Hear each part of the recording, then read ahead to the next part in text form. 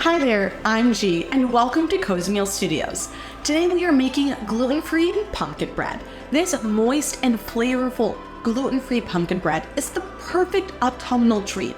The bread is topped with a delicious cinnamon sugar crust and pepitas to make a pumpkin bread you won't be able to resist. But before we begin, make sure you give this video a thumbs up, subscribe to our channel, and turn on that notification bell for more recipes from us. To get started, preheat your oven to 375 degrees Fahrenheit. Then in a large bowl, whisk together the gluten-free 1-to-1 baking flour, baking soda, baking powder, pumpkin pie spice, and salt. Now it's time to prepare the wet ingredients. In a second bowl, whisk together the eggs, pumpkin puree, dark brown sugar, granulated sugar, vegetable oil, and vanilla extract.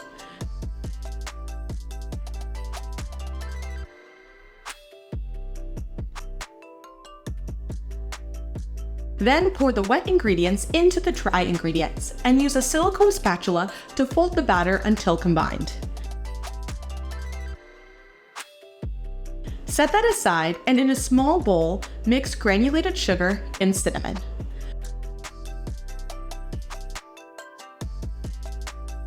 Then grease and line an 8x4-inch loaf pan with vegetable oil and parchment paper. Alternatively, the gluten-free pumpkin bread batter can be made into mini loaves or mini muffins using mini loaf pans or a muffin tin.